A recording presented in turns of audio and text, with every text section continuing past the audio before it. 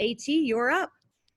Great. Thanks, JC. And thanks, everybody, for joining us again for the second Coach's Office Hours. So what I want to do is just recap a few of the common questions we've had, remind you again about the proposal submission process and where to do that. And then we'll move into some open-ended questions as well as some that were submitted online as well.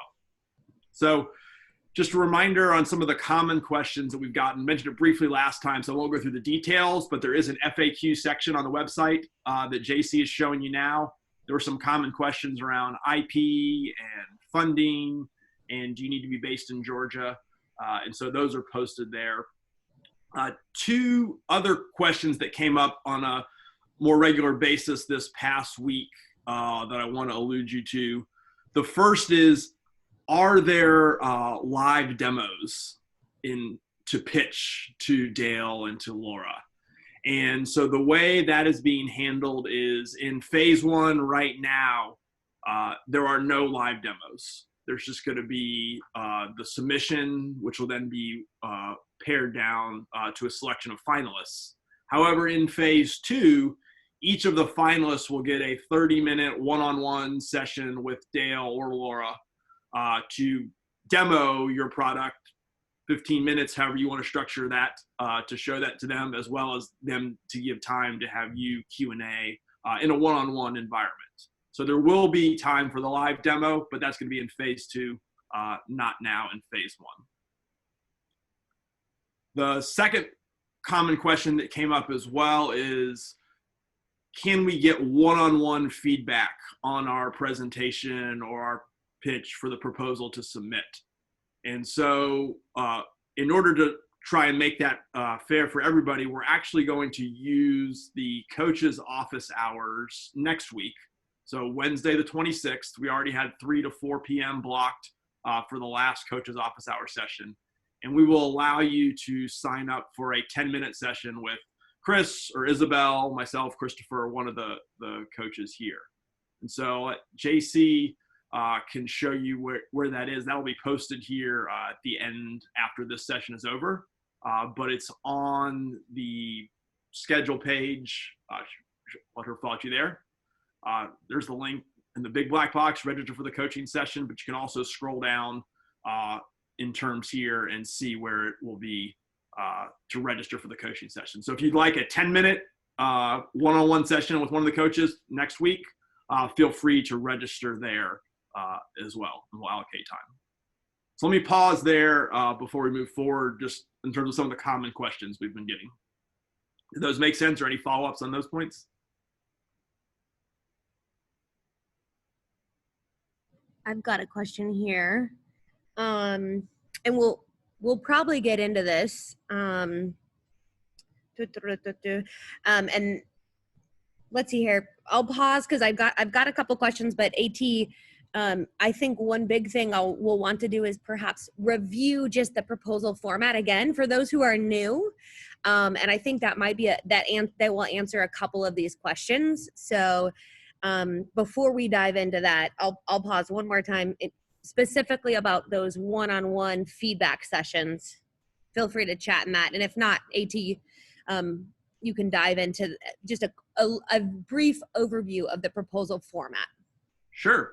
So JC, well, she can pull up on the site where we got more information around, again, where to submit the proposal and some of the requirements. And as we mentioned before, we again intentionally left it open-ended. We put some guidelines in here for you on what we'd like to see in the proposal, but you can craft that and tell the story in whatever way you want. But just some background on the team and the company that you're working with, which challenge you're proposing, a little bit about your approach and how you're thinking about solving the problem, how you would measure that success, what you would need to be ready to test in beta with Dale or Laura, and then any other assumptions that you're making in the process, because obviously you don't there may be some things that you're assuming as you're proposing, and go ahead and spell those out in here. And again, tell a story. Here's how you're solving the problem. We encourage you to focus on not just here's a pitch of everything we do, but how it's applied to their problem. And there may be more than one angle to solving the problem, and that's okay. So call out, hey, here's the part of it that I'm really focused on, and how I would measure those results for that. So submit all that, PDF format, telling that story like you would like. People have asked, is there a guideline, a number of pages? We've said no, although, as I mentioned, 100 is probably too much. 5 is probably too little. So, somewhere between, enough that you feel like you can tell your story and show what results you've already had or what results you think you would get. But we care really more about the approach to solving the problem here. Even if it's not completely baked, there's still some work you would have to do to fine tune it. But it's really about the approach at this stage. So let me pause there on that. Chris or Isabel, anything else to add or questions from the audience here?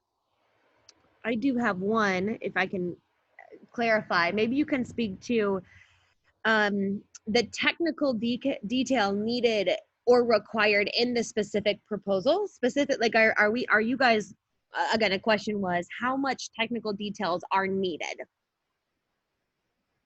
Good question. I would outline how the technology works at a high level, and the proof that there's some validity to the technology that you're driving. But I would keep it focused more on how to solve the problem. I don't think we need 30 pages of technical notes or things like that at this stage. As you move into phase 2, there'll probably be a few more technical questions, but phase 1 is probably more around how you're going to solve the problem and your approach to that. But Isabella, anything you want to add to that? Yeah, I really agree. The approach, because remember, you've had just a few weeks since we've had the reverse pitch challenge, right? So there is still a lot to learn. So your approach is very important, rather than getting deep into technical capabilities, because I would find it difficult for you to go deep into technical right now with the amount of information that we've given you. So yeah, I agree, AT. Yeah, great. I think that did help. And a few folks have been asking, you've spoken to this about page limits versus numbers. I think they're looking for a little guidelines, so just to reiterate, I know AT has said, 5 might be a little too little and 100 might be a little too many. But based on those key elements of proposal, again, you'll see them on the website. We want you to just make sure that you touch on each of those points, right? And again, be telling a story. So if your story needs to be told in 2 pages per point, then that might be an accurate page count. So we don't have specific requirements. Really, we want you to make sure that you fulfill the key points in the elements of the proposal.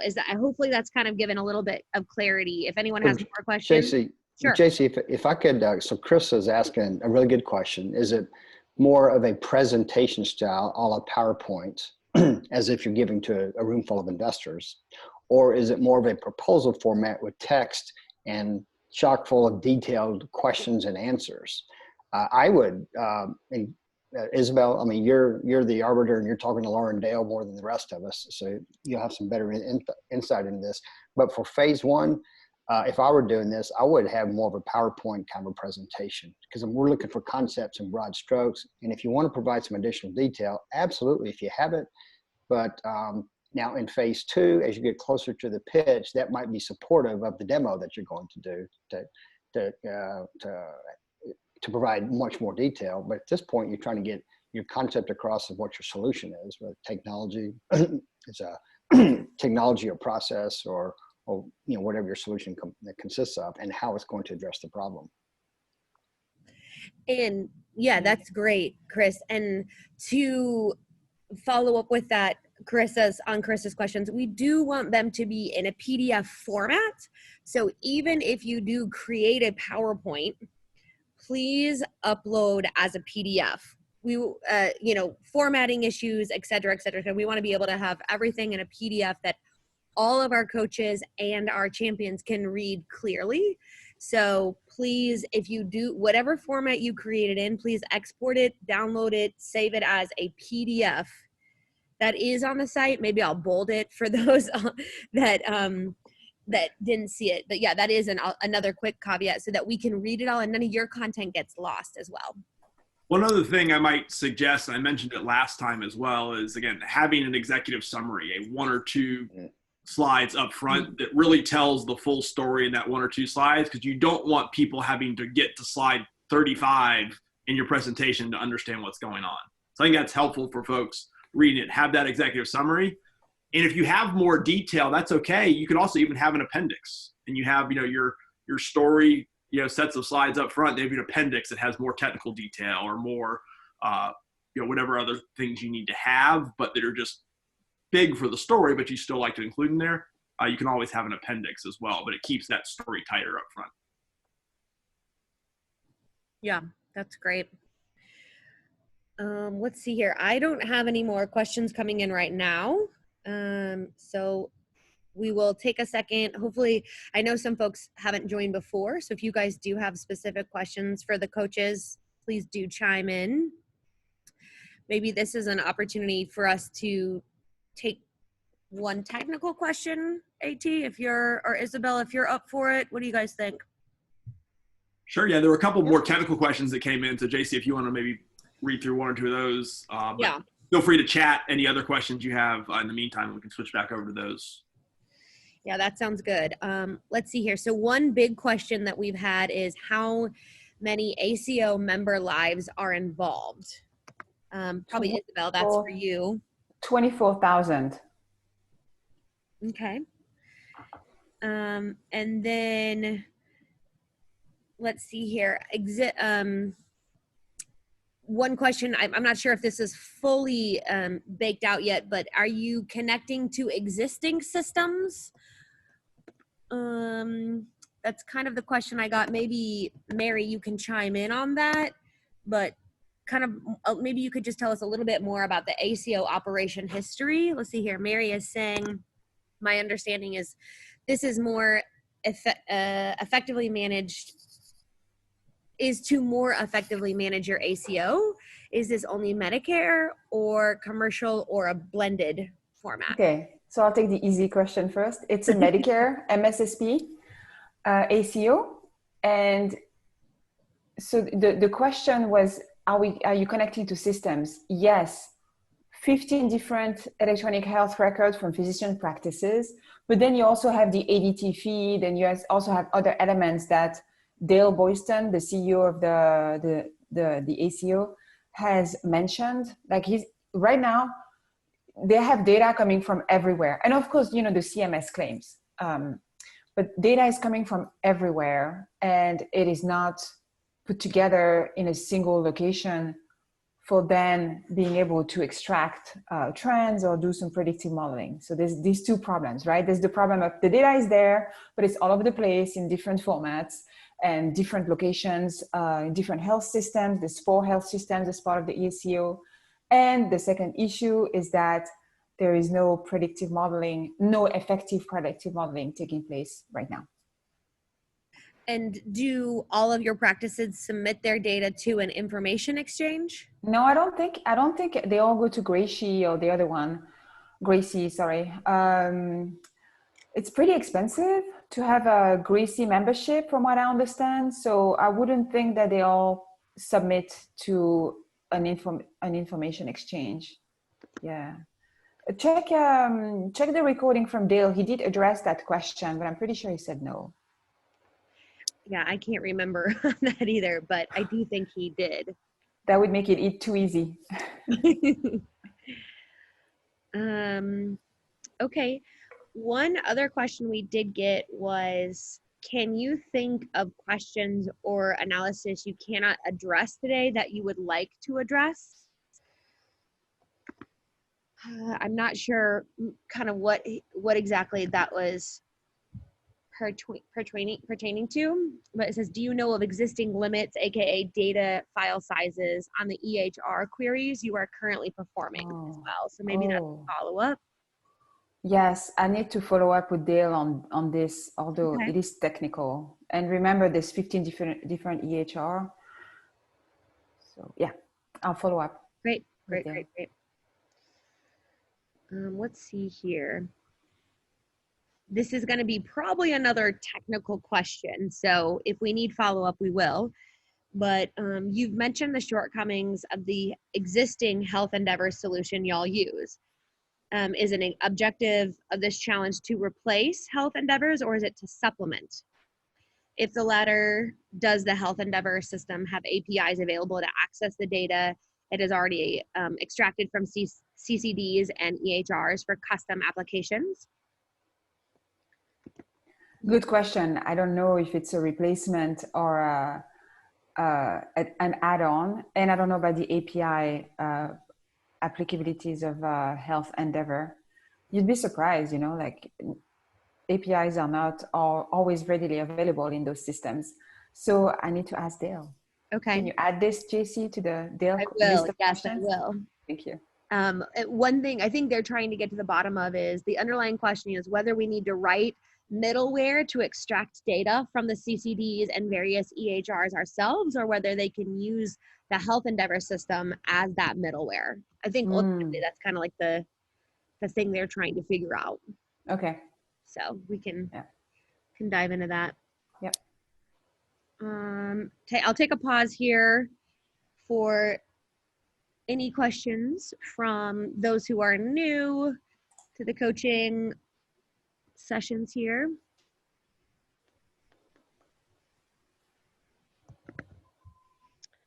Okie dokie. Oh, actually, of the new questions, we have no more.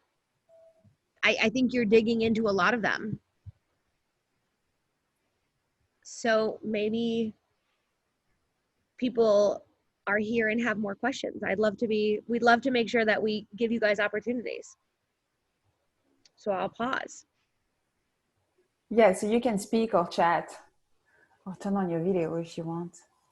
It might be the Wild West here. We'll see how we do. All right, I'll step in and be the first. All right. So in your output, are you looking for a system where your providers would go into to help direct them in their care, or are you creating maybe a care network that would sit on top of all your providers to be able to coordinate better? Or are you looking for an API feed into their EMR system to give them the appropriate triggers? So Mary, that's a good question. The solution is for the TC2 team. It's not for the providers. Okay. So the solution is the job of that TC2 team to alert physicians when they have a rising risk and to then come in with their population health centers and manage those beneficiaries. So the solution that we're talking about is strictly for the TC2 team, and then it's up to the TC2 team to act on that information. Perfect. Am I answering your question? Absolutely. Thank you. Okay, I've got another one here. Can you provide some context of the different data elements? Examples would be numerical, text, etc. The disparate data systems that you have mentioned. No, I'm sorry, I can't. I'll need to, and I don't know if Dale will be able to because that's a technical question. So we'll have to find out. Okay, yeah, we can add that to our follow-up for sure. Thank you. Mm-hmm. I'll leave the floor open here for just a bit.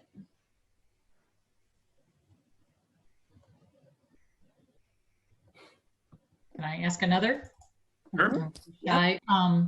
So we're comfortable doing this in a non-Medicare ACO type model, but is not as much experience with Medicare. I'm assuming your team understands the Medicare realm a bit better, and it's more the technology you need, or is it actually the strategy? Like, we know how to use the data to be able to identify what's needed. We need someone to understand the Medicare world a little bit better. Is that of interest, or are you really looking for someone with experience with Medicare? We understand, the TC2 team understands the Medicare world. That ACO has been running for, I want to say more than 5 years. And Navicent doesn't have commercial ACOs. So that's like the only type of ACO we know is Medicare.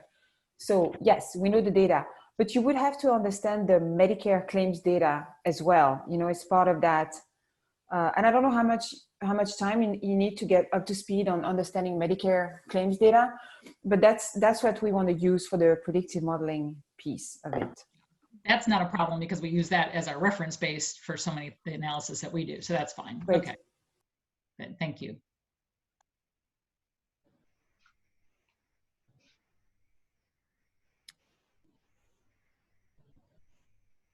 Great.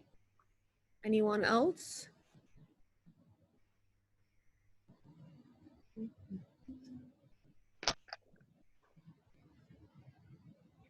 Looks like maybe someone might be having, Madiv, is that you? Do you have a question?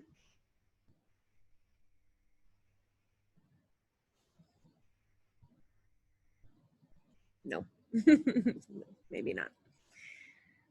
Well, again, we're still submit questions online, which is where JC was getting some of these questions for. You can submit questions. Our coaches' emails are on the website as well. And then, as we said, next week we're offering those 10-minute one-on-one sessions where we're happy to review a copy of your presentation or ask any specific questions to your proposal submission.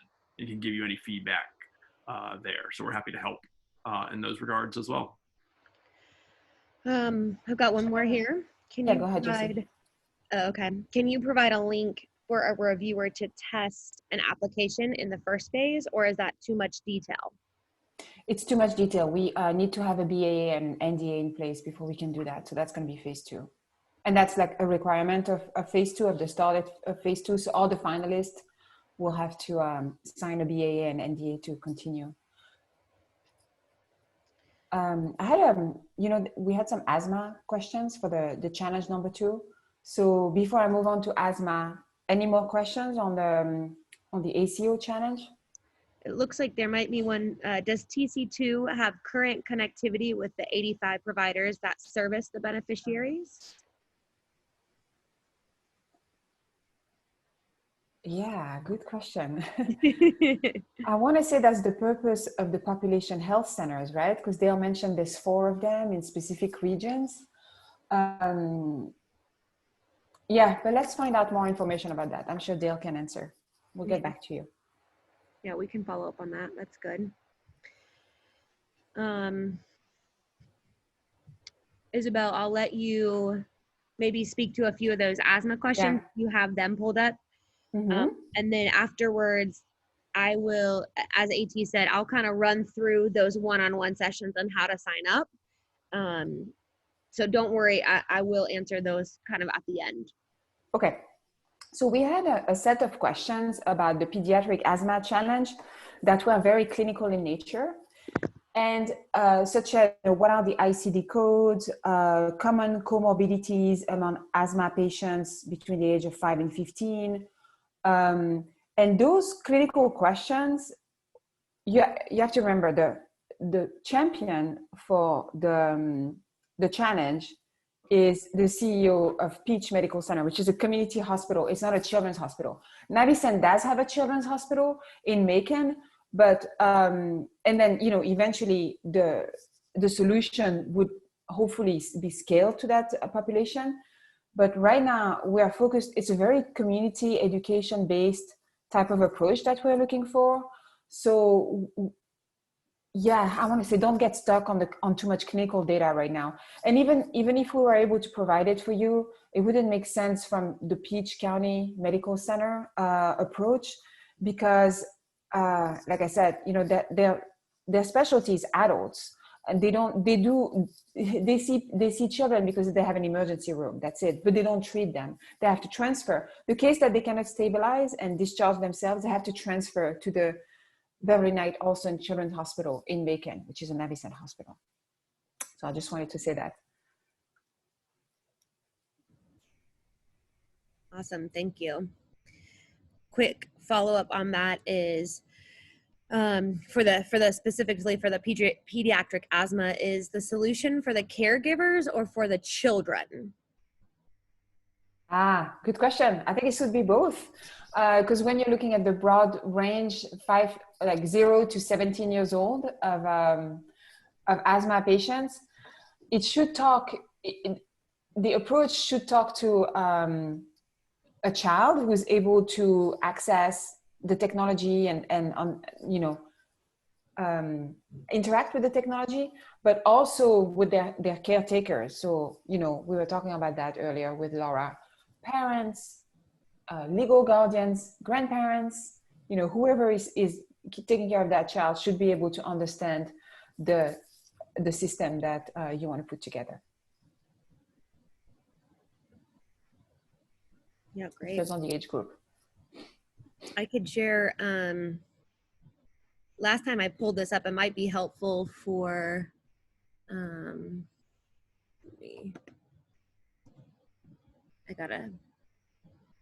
can't reach it. Okay. This specific screen was helpful last time. I know, Isabel, you kind of talked about it, where their cases by age come from. But of course, you know, so as you get to the 17, that maybe they don't have as their caregivers are not as involved. But of course, if they're where it's really high, caregivers are probably involved earlier on. So that's right. Yeah, and it's earlier on often that the first asthma attack happens. So those might be first time or newly diagnosed asthma or not diagnosed yet. And then when you get to teenagers, maybe they're more controlled because they have more experience with their asthma, and maybe they have a provider as well that they can call or go to, or you know, they have access to the right medication. There might be several reasons for that. The lungs are more mature, so that's what you see here in that curve. There's also, just know that in Peach County, there's another hospital who also has an emergency room who sees those types of patients. So those cases that you see, that's not the only cases that we have in Peach County. Oh yeah, that's good to know. Another kind of clarification question from AJ is the education/training specific to a certain condition or in general, i.e. is the training provided based on a problem the child is having? The education is specifically for asthma. Right. Is there anything more specific, AJ, that you were looking for in that question? You can unmute AJ and just articulate it if you like. And we can provide that education material in phase 2 as part of the, the Children's Hospital, their respiratory therapists have put together the education material. It's not digitalized though. It's all, hard copy. Yeah, so there are multiple conditions of asthma. You could actually have a child having a different problem and another child having a different problem. So, when you provide the training or education to the child or to the caregiver, is it specific to a specific condition in asthma? Or is it just a general, how to basically take care of your asthma, how to basically, this is how you take your medications, this is how you take your nebulizers. Is there something specific that you're looking for from an education training point of view? Yeah, so are you talking about triggers, the different triggers for trigger. asthma? Yes, that's right. Yeah, indoor pollens, roach species. That's right. There's different triggers. So we want to educate for the full spectrum of education. And then, it will be up to you after what you do with it. But can you narrow down when you see that one child seems to have more exacerbations with a certain trigger? Can you narrow it down for that child and then customize it in your solution? That I think that would be ideal. But then we want to start broad with all the triggers and then be able to narrow in per the child trigger. So the information about the child, the historical or the health records for the child, they're with the provider. They're with the providers. They're not with you, or are they available with the Peach Medical Center? The Peach Medical Center would only have the reason for admission. So the DX, that's only the code. That's all they would have. So that's probably not sufficient. The primary care physician, the pediatrician, would have more information, or the pulmonologist if the child has a pulmonologist. So if you wanted to basically focus it on a specific child with a specific condition, you would need to have the data available from the pediatrician, correct? Yeah, but we can't go there for this challenge. I don't see how we could do this at this point. I'm just asking because... But if we do have that information, will that be helpful? Yeah, I don't see how we could have that information for all the children because not all the children see a Navicent provider. Okay. Hmm. Cool. Yeah.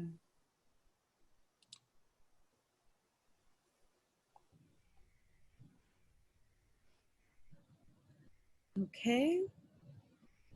Great question so far. It's been super helpful. Isabel, for you even to be diving into these. And I sometimes we do have to follow up. Any more right now that we can be answering before we kind of dive into the next steps?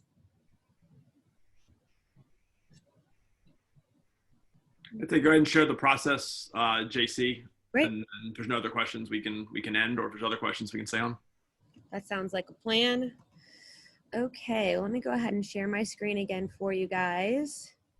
I think that will be the easiest way to kind of walk you guys through. So hopefully you guys have all been able, you're here because you submitted somewhere on our form. So you guys are sort of familiar with something of this, but as we continue to move through this process, you'll see that every week we're updating the schedule and the resources page, as well as this first call to action here. When you land on the site, there's hopefully always something for you to do next. So one big thing that AT has been mentioning was, a big question was on the one-on-one sessions, can we actually schedule some individual time? And so here if you go to Georgia Healthcare or GAHealthcareInnovationChallenge.com and go to the schedule and scroll down, we're in phase 1 here. You're going to be able to schedule a private coaching session next, right? So that's going to be on the 26th, sometime between 3 and 4. And how you register is you can click here, or you can of course register for a one-on-one counseling or coaching session there, and that will take you to this page here. And again, the vision is that you're going to be able to have a private session with either AT, Isabel, Chris, or Christopher. He's not on the call now, but he is one of our coaches. And when you submit to this form, we will follow up. Give us a little bit because we've got a week to do this. So if I don't respond right away, that's not a problem, but you will get a Zoom link to a 10-minute slot sometime between 3 and 4. And again, it will be helpful for us to know what challenge you're interested in, so we can kind of guide, know ahead of time what solution you want to. Do you have an existing one? Do you not? That'll give us a little bit more insight, but this will give you access to the private one-on-one coaching session. We thought after, the feedback from last time, AT's mentioned it earlier, this will give you kind of an opportunity to talk about your specific solution and how a coach might format something differently, right? I know there's a lot of questions about the page count. Maybe you can dive into that. But that is going to be, again, register for your coaching session. And it is also located on the schedule. And to reiterate, you can always watch the recordings of these. We've listed them here today. This recording will be also right under here. And then as a helpful kind of addition, we are always listing these here as well. So you've got the champion sessions, the coaching sessions, and when you scroll down, you can always see those here. So this afternoon, we'll have our 8:19 session, so you can go back and watch this as well. So any specific questions on how to register for a one-on-one coaching session right now? I'll pause. So the one question somebody might be thinking about, JC, is if they want to request Isabel, do they just do that in the open comment section? They can absolutely request. And I will say we're probably not going to be able to guarantee a specific coach for everyone, just so you all know. So feel free, yes, to request, and then hopefully we can accommodate specifically. Mm-hmm. Yeah, let's see here. I'll stop sharing here. Any other questions there? I know, Danielle, you had a couple, hopefully that answered your question about how to get connected for the one-on-one sessions. And if anyone has more questions, feel free. And if not, we can always, nice. Okay, great. Sounds good, Danielle. Looks like we're good to go. All right. Well, if Yeah. there's nothing else, thanks everybody for joining again and taking interest in the challenge. And again, feel free to connect, email or register for the one-on-one session, or feel free to submit. There's still questions you can submit online as well if anything else comes up. So thank you everybody for joining and the good questions, and we will be in touch. Thank you. Have a good afternoon. All right, thanks. Bye. Thanks, y'all. Thank you. Bye.